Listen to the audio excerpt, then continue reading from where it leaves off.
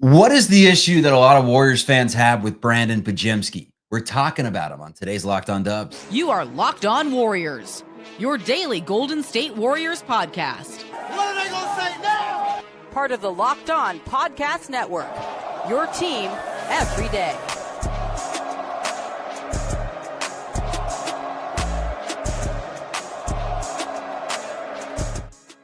What is the good word, everyone? Welcome to Locked On Warriors. We're part of the Locked On Podcast Network, your team every day. Today's episode is brought to you by Monarch Money. Take control of your finances with Monarch Money. Use code LOCKEDONNBA and you will get 50% off your first year. Ways that you can check out this program: YouTube. If you're hanging out with us right now, hit that subscribe button and that thumbs up. It's free, and the likes correlate to Golden State Warriors win. So if we get more than 83, it'll be just a phenomenon next season. We won't even know what happened. You can also check us out wherever you get your audio podcasts to take us on the go. My name's Charlie Walter, formerly at 95.7 The Game in the Bay Area. That's the flagship radio station. Also cover the team on TV, CBS News Bay Area. Joining me live in studio again, it's Kylan Mills, formerly at Cron 4 in the Bay Area. Cover the Warriors for them, for NBC Sports Bay Area, for the team broadcasts.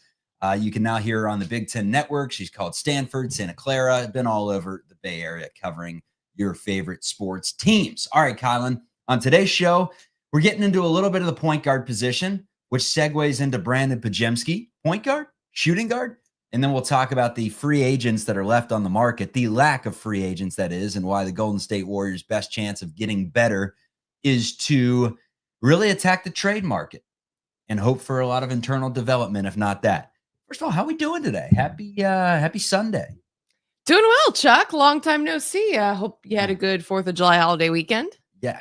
I mean, at this point, we don't have to fake it. We're sitting right next to each other. It wasn't a long time no see. I saw you 30 seconds before the show. What I will say is, I know we're going to touch on the Summer League, but watching the California Classic game was absolutely painful, folks. We watched to try to see if we could drudge up any, potential players that are showing some signs of maybe having an NBA career. And it was brutal. And that's not all the players' fault. First half was brutal. Yeah, but it's not good basketball because these are guys that don't know each other. They're not running a system. Everyone's just trying to, show and impress coaches and front offices, show what they can do. So I don't know, man. I need the Warriors to make a move so we have something exciting to talk about. The Warriors did beat the Lakers in the Saturday game. Alex Tui and Will Richard did not play as their trades are still, being finalized with the Warriors trading those picks to get them. Taron Armstrong is someone that did play. He's a 6'5", pretty good-sized point guard from Australia. He's tough, controls the game, works hard to get past ball pressure. He had 7 points, 6 assists, and 0 turnovers. Really liked what he brought to the table. Jackson Rowe had 13 and 8 to lead the way. Doesn't really shock you that Jackson Rowe led the way, considering he's the most experienced Warrior out there for the most part, having a cup of coffee with the Big Show last year. And then LJ Cryer hit a couple deep ones and had some great on-the-ball pressure. Isaiah Mobley had 13 in the game for the Warriors, and he's got some good size, the younger brother of Evan Mobley. Who did anyone stick out to you in this game watching them? Yeah, I think LJ Cryer is one of the more interesting prospects who is among that group, obviously with the Warriors draft picks not being able to play. It's a little bit of slim pickings, but Cryer's a player coming off a really great season at Houston for the national runners-up. This is a player who led the team in scoring and shooting. He's a career 41% three-point shooter. He not just knocks down shots off the catch and shoot. He also can create and is a pretty good shooter off the dribble. He can get to the basket, not necessarily an above the rim player, but can finish through contact and also be a 3-level scorer. So I like LJ Cryer. The issue is that he's 6'1". He's small. He's undersized for a combo guard. The Warriors love small players though. So maybe we could see him getting some type of 2-way deal and potentially being on the floor for the Golden State Warriors this season. But I do think he's an intriguing prospect who maybe fits the Warriors system because we do love high-level scorers, and he's great at shooting the basketball from beyond the arc. Hit a deep one, but wasn't really looking to create his shot a whole ton, and that's rightfully so, considering it was his first game in the Summer League. We'll monitor how everything goes in the California Classic when Tui and Will Richard play. Obviously, we'll get into a deep dive on them. But Taron Armstrong, the one that stuck out to me, because the Warriors really do need some help at the point guard position. We talked last summer about how Reese Beekman could potentially carve out a role as a backup point guard, and instead it was no Beekman who got traded in the deal to get Schroeder, I believe. It was Pat Spencer who started getting run at point guard when Brandin Podziemski had the bad gas station sushi in the Rockets series. Kerr said last summer that Podz is more of a point guard than a shooting guard at heart because he knows how to get the team organized. He's a great passer, and he communicates really well. Do you see Podziemski as more of a backup point guard, starting point guard moving forward, or that combo guard, shooting guard that can bring the ball up the floor when needed, but better off the ball? I think that Brandin Podziemski is a point guard, and I think he could be the point guard of the future for the Warriors with obviously Steph Curry, coming to the sunset of his career, and we'll see how many more years he's got left in the tank. But Brandin Podziemski, it's simple, is a great playmaker. He is a player who has elite vision, good passing ability. He is a good shooter as well, but I don't think that's his biggest strength. He is a great rebounder for his size and for his position, which is just something that doesn't really have to do with him being a point guard or a shooting guard, but it's something that he brings to the floor. Then he also can be disruptive defensively. I think he still has some areas to improve defensively to become a more well-rounded defender, but certainly, especially as a point guard on the floor, I don't think he's a major defensive liability, which is a positive thing. But I just don't love Brandin Podziemski, Steph Curry. I guess the whole point is because the Warriors do like the fact that Podz can handle the basketball. But my issue is the way I know we're going to get into this, but my issue is that Brandin Podziemski did not shoot the ball well in the playoffs, and he's got to figure out how to show up in crunch time. That was like my biggest caveat with him this past season. He was great. After the Warriors traded Jimmy Butler, like his numbers skyrocketed. I think he was a huge catalyst for why the Dubs finished with such a strong record, 23-8, since trading for Jimmy Butler during that last stretch of the season, because Pod started knocking down shots. He had some really efficient games, especially when Steph Curry went down with injury. I think it was March, right? Like I remember mid-March. Podz had some big games where he did shoot the ball really well. I think he's a great playmaker with good decision making. The assist to turnover ratio about 3-1 is what he averaged on the season, which is exactly what you look for. So to me, those are all traits of a point guard. So I think that he's better as a point guard, but I get that the whole point of running him with Steph Curry is the fact that he can handle the basketball and allow Steph Curry to do some different movement and screening off ball to hopefully give him more space and openings. So I guess that's the whole point. But I initially, when they brought in Podz, I wanted him to be a backup point guard behind Steph. Now, obviously, he's been inserted into the starting lineup. Steve Kerr loves him. So I don't dislike Podz with Steph in the starting lineup. I think that his skill set is one of a point guard. Also, I got to mention this real quick. VJ Edgecombe had 28 points and 10 rebounds for the Sixers, the number 3 overall draft pick. Plus 1,100 right now in Rookie of the Year per the FanDuel Sportsbook. So shout out to America's #1 sportsbook.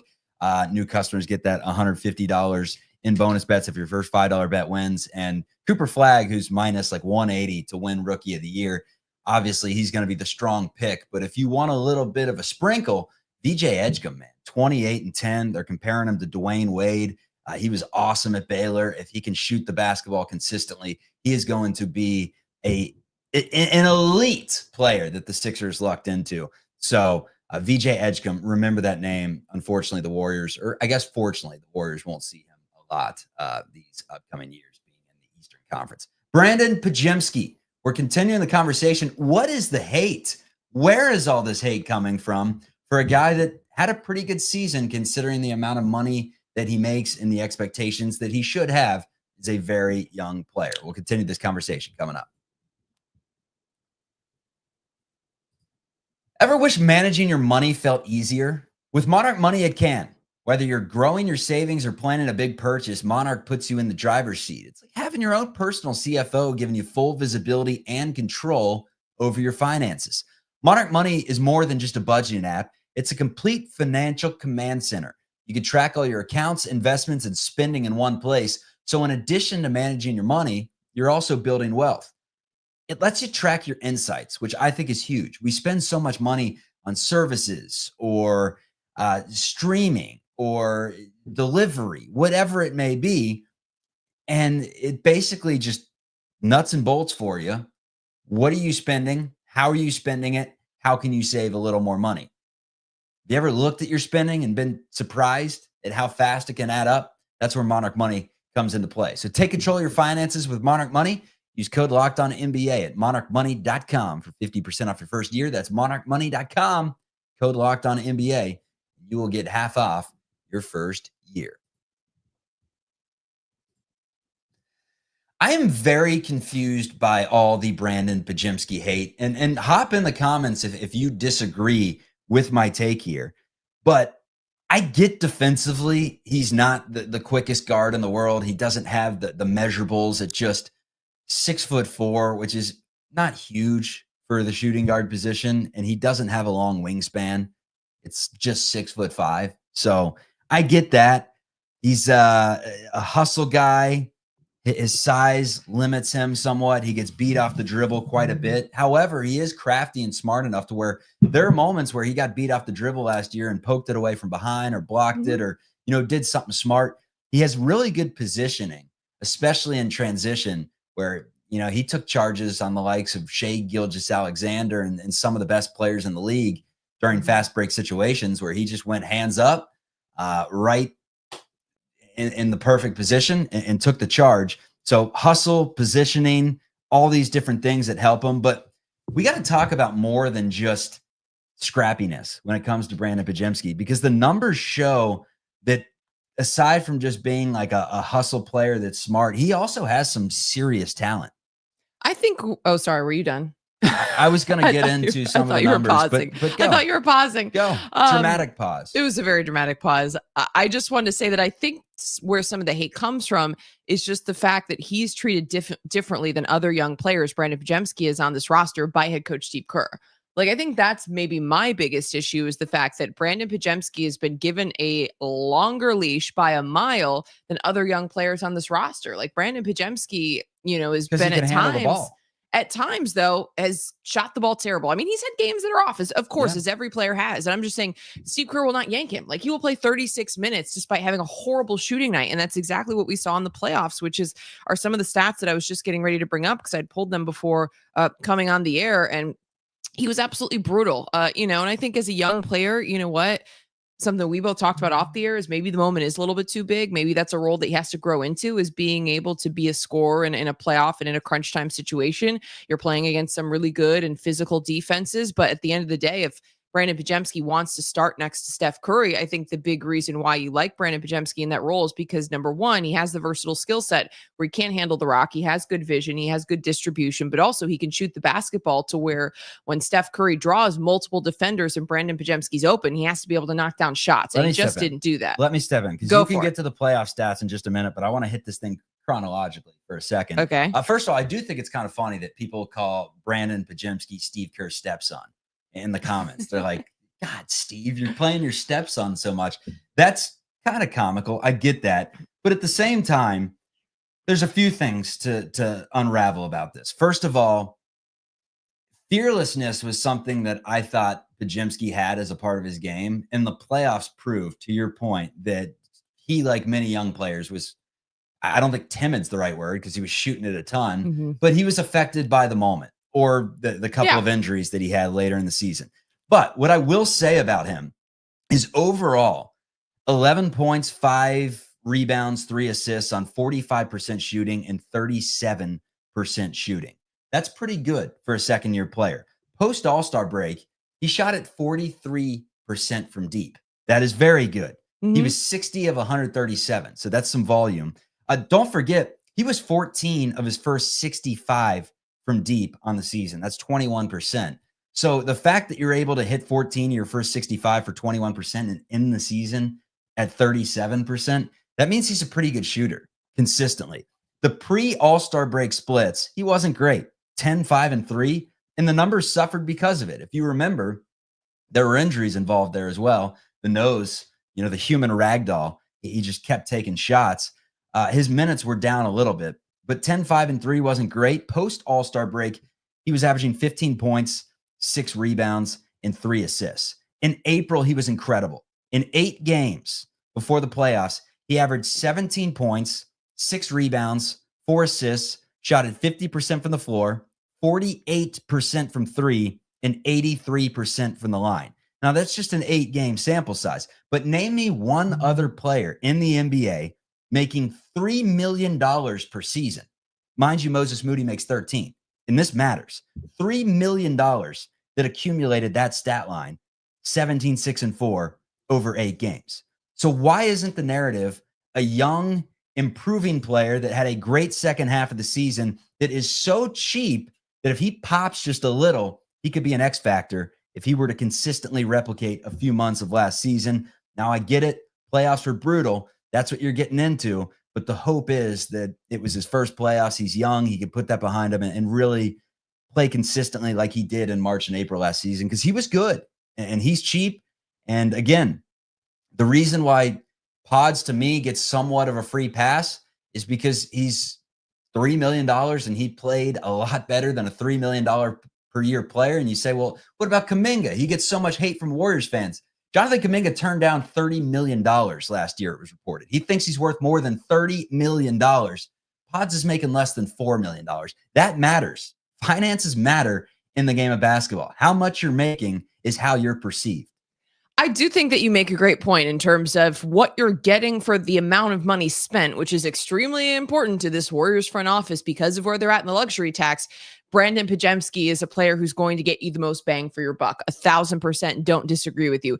If we start to go down the path of money, though, then I think you have to look at other contracts that are on the books for this Warriors organization. Like, are you getting your money's worth by paying Draymond Green $26 million a year to be essentially a one-way player because he doesn't bring much to the table offensively, elite defensively, and sometimes can run that point forward position where he is handling the basketball, but averaged 9 points per game this last season, 9, 6, and 5.5 assists at 6 rebounds per game being. He's, like you said, he's been a player who's been up there in defensive player of the year conversations, and a player who brings a ton defensively is what you expect to get out of him, but doesn't bring anything offensively. Like, is that worth $26 million a year? Now, going back to Draymond Green being signed by the contract, I think it was very important to the organization to bring him back because of the history that was there and because Steph Curry wanted Draymond Green to get what he thought he deserved. And if Steph Curry wants it, it's going to happen.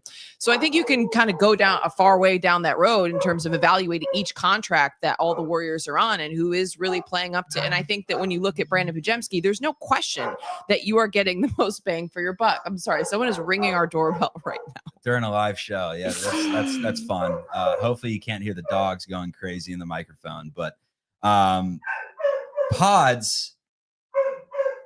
to me, Kylan, and people make a great point saying he was playing way too many minutes at 36 per game towards the end of the season, which is accurate, right? 100% accurate. Shouldn't have been playing that amount. But he plays a position where he has to come up and handle the ball that the Warriors really didn't have anyone else. We saw it come postseason when he was out. Like, Pat Spencer was your best option to do said. And that's why I bring up the name Taron Armstrong as someone that he's not going to score a lot of points. He's not going to try to create for himself. He's more of a create for others type of guy, play good defense, has some good size. That's why I think Armstrong can be a nice little acquisition this upcoming season. But to me, the Warriors, if you have an issue with Podz playing too much, to me, it's not a Podz thing. It's more of a front office thing of they have not surrounded Steph Curry with better ball handlers and playmakers to where there's reasoning to give Podz a lot less minutes. One thing I will say is that I think Podz did do a good job in the moments when Steph Curry got hurt or wasn't on the floor. However, I just keep going back to the playoffs, and he's a player that you hope can develop and grow into that role. But I think going back to my thing about why he gets hate, I don't think that Brandin Podziemski deserves hate at all. But I think it's the usage. And like I said, I just think the way that he's been treated compared to other young players. Like, I'm looking at some of these numbers, and I do remember there were games where I'm just like kind of pulling my hair. Like, why is Brandin Podziemski still in the game? I feel like we had those conversations during the playoffs because, like, I'm looking at a stat line and against. I was like, just throw in Spencer. Like, the game that he was sick, he was so bad. He was throwing up bricks that weren't touching the rim. And I was like, you got to get him out of the game. Throw in Spencer. And in that particular game, Spencer actually came in and gave him a spark. And then you see that the next game when it's Spencer's turn to shine and they go like 15, 20 minutes of Pat Spencer, you see he's just not good enough to play in a playoff game. He doesn't have that type of talent. So that's on the front office to me. That's a roster construction issue that they were in this position to play Podz as much as they had to, especially when he was struggling during the playoffs. No, you're going to leave me alone. The dogs are fine. You sit down. You sit down. All right. I just don't want people to have to listen to our dogs the whole show. What I was going to say is, but like, for example, in that game against the Minnesota Timberwolves, Brandin Podziemski goes 1 of 10, 5 points, 8 rebounds, only 2 assists. So you want to bring up like, oh, he does all the other things he did of 2 assists and 1 steal, because that's, I think, the case that you can make for Brandin Podziemski staying on the floor is the fact that he is an energy guy. And I love that about Brandin Podziemski. That he is always going to go 110%, even when he's eating bad gas station sushi. Like, he's not a player who you see hanging his head ever. He always picks himself back up after a bad play, after a missed shot, and he's going to keep going. And he is going to hustle for every single rebound, every single loose ball. So I think you got to respect that. And then I think the versatile skill set is another reason why you keep him on the floor. But still, when he's terrible and he's 1 of 10 and he's not really passing the basketball and he's not really rebounding the basketball and he's playing 39 minutes in that game. 1 of 10 against the Minnesota Timberwolves, game 3. Like, to me, that's a hard situation to make a case for him staying in the game that long. Yeah, no, I agree. So I think there definitely have been times where like he is clearly given an extremely long leash. I agree, but if you throw in the lineup of, let's say it's Jimmy, it's Draymond, it's Buddy Hield, it's Steph, and it's Kuminga, I don't think you have the ball handling abilities against some tight defenses in that situation, and that's the position that they were in. That's why Podz is getting so much PT. Okay, well, then I think you can make, for this upcoming season, then you make the argument how the Warriors need another backup point guard. Absolutely. I mean, to me, initially, Brandin Podziemski, when he was drafted, I'm like, okay, great. Like, this is a young kid who we can kind of carve into that role, and that's not the role that this organization has, put him in, at least based on last season. Hold on. I got to jump in here because it says Steph and Dre can handle the ball. Sure, they can. How many Dre times? Can handle the ball. I agree. I don't but he turns it over 5 times a game, I feel like. Yeah, he's definitely had a little bit of a turnover issue. I don't want Dre handling the ball is the issue. Like, he can, but he's had a significant turnover increase over the years. Tell me I'm wrong based on the numbers, but just watching his game alone, like, it's gone up. Has it not significantly? No, it's not. It hasn't? He's been doing this for his whole career? Yes. Well, no, so I was going to say it's been his turnover, Draymond Green's turnovers per game has been high 2020 through now, right? He averages about 3 turnovers per game. And so usually bad the assist to turnover ratio is close to 2-1 because in past seasons, this past season, he averaged 5.5 assists per game. But when he averaged 6 to 7 assists per game to 3 turnovers, like 2-1 ratio is still the ratio in terms of assists per turnover, but that's not exactly where you want to be. Again, 3-1 is what you're looking for. So definitely still a little bit loose with the basketball. But a lot of his careless turnovers. But he's not a true point guard. He's not a player who's going to be running the point, I think, in the second unit. To me, that's the issue because Brandin Podziemski's starting and he can stay in the game or he can roll over into that unit in certain moments. But like, who's the clear number 2 in terms of point guard specific role? Yeah. And I guess that's what we're going to talk about coming up with the free agents that are available. Or, Taron Armstrong, he's someone to keep an eye on. He's young. He's Australian. He showed the ability to, 6 assists to 0 turnovers in yesterday's California Classic.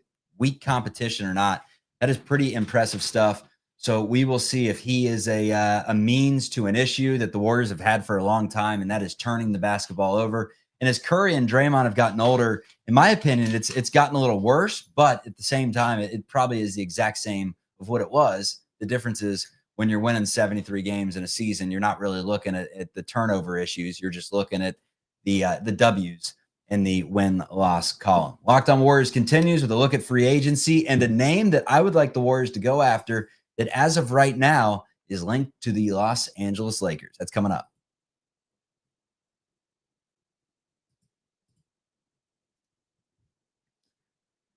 All right, so I found this pretty fascinating. It is official. The Golden State Warriors are the only team that have not made a move during free agency. And we knew with the lack of flexibility that this team had that free agency was going to kind of be on the back burner.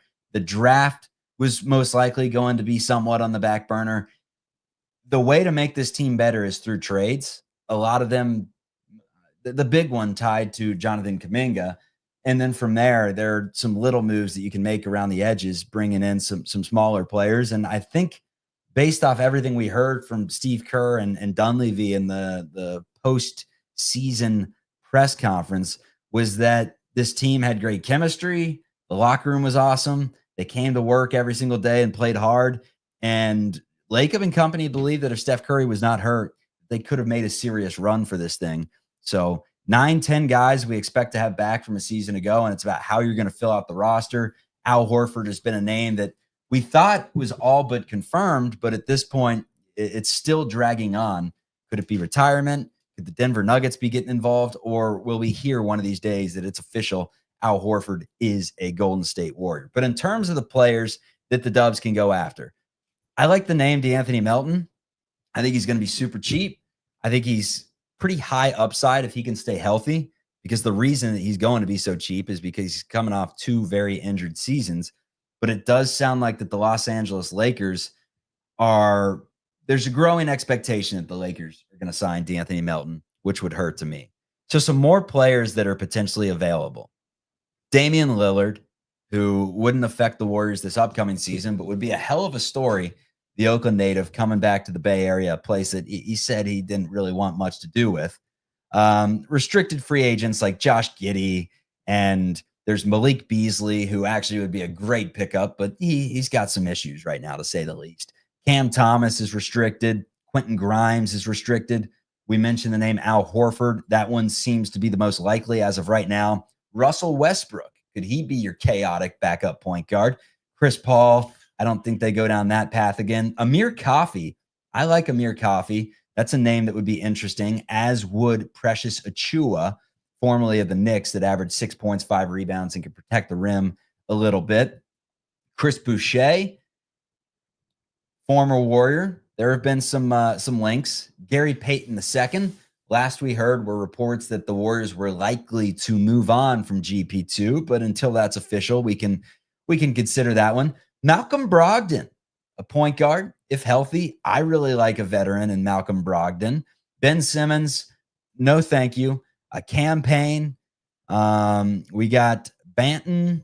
We got Trey Lyles, Thomas Bryant of Indiana, Garrison Matthews, Monte Morris, Kyle Lowry. The list goes on. And basically the case study here is that the Warriors can't do a ton of improving aside from fringe players in this year's free agency. However, you get the right fringe player, and as we saw with Nemanja Bjelica and Otto Porter and even GP2 that summer, when you surround number 30 with the right players, you always have a chance. Although the older you get, Curry's entering year 39 of life, it gets a little harder to do said. And you also don't have Klay Thompson, who was still pretty good, and Jordan Poole, who was good, and Wiggins, and now Kevon Looney, who had a great postseason. So it's getting harder. Let's put it that way. The player that interests me based on that list is Al Horford. I think that's the only one that jumps off the page in terms of who would fit what the Warriors are looking for and would add something to this team. And he's a player we talked a ton about in recent episodes, because there have been a ton of reports out that the Warriors are very, very seriously and aggressively pursuing Al Horford. But you're talking about a big who can stretch the floor with the way he can shoot from beyond the arc, but he is a little bit undersized, but an elite defender. And the Warriors definitely could use, and they've talked about needing an elite perimeter defender, but also interior defender as well. So I think that those are great assets to add to this Warriors team. My issue is that going to be what puts this team over the edge to being a championship contender? And that's where I think they really have to explore the trade market. I don't think that there is enough out there in free agency, as you ran through that list, like outside of Al Horford. Like, who do you feel like the Warriors aggressively have to go after? You can bring up Dame Lillard. I've seen a lot of people who are excited about that potential, but he's not playing this upcoming season.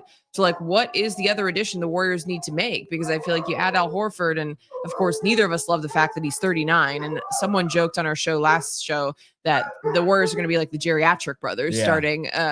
So I would love to see them add, even if they add Al Horford, something else. I just don't know what else is out there. Like I said, I think you got to go to the trade market. Yeah, I mean, at a certain point, when we start bringing up some of these names, Dame Lillard, Russell Westbrook, Al Horford, we don't want the retirement home tour for the Dubs. That would be clearly in 2 years, there'd be a huge reset, and we don't want that. We want some young talent to surround Curry and company. However, Warriors need to be looking at players in like 26 through 30 age range, like the Malcolm Brogdon age range, although he may be pretty old at this point. I can't even keep up with how old some of these guys are. But, you know, veterans that aren't necessarily dinosaurs, that can come in and really fit into a system and be ready to go, instead of these 21, 19, 22-year-old players that the Warriors have a ton of. Because that's the thing, like Al Horford, sure, he hurts in the regular season because you don't expect him to play 75 games, and he is 39 years of age. But surrounding an older team with older players isn't necessarily the worst thing in the world, especially when you do have some Podz, Kuminga, Moody type young players that can kind of be your youthful energy to infuse in there. If JK is still on this team. Yeah. And if he's still on this team, he's not willingly on this team. What are we really going to get out of JK this season? That's my other concern. Like if he comes back, not because anybody wants him to be there, but they don't want, you know what I mean? Because they don't find a trade option that they like. The Warriors don't find a sign and trade option that they like. He's playing for his future. He's playing for money. He's playing for money. Yeah, that's what it comes down to. It is a strange situation to be in, though, where you have a player that has all but said, like, I have not been treated fairly here. I feel like I have not been given a chance to flourish. Yeah. And if he does come back, then it's just kind of that awkward, like, well, I mean, it's a business decision. We're bringing you back because we couldn't find a better offer to bring in a better chance of winning games. We still think you're a valuable asset, but and Kerr did say that he'd get a lot of run in that starting lineup with Jimmy, with Draymond, with Steph, and then it would probably be Podz at that point, or maybe Al Horford is your center, which again, you'd lack some ball handling in that situation. But interesting to see. I kind of glossed through that name, Malcolm Brogdon, but the more I think about it, the more I'm like, that's a ball handler that, if healthy, could help this team and is a pretty nice vet. So we will see in that regard. This is Locked On Warriors. Have a great start to your week and a great end of your weekend, everyone. And we will talk to you soon. Check us out on YouTube and wherever you get your audio podcast. Peace.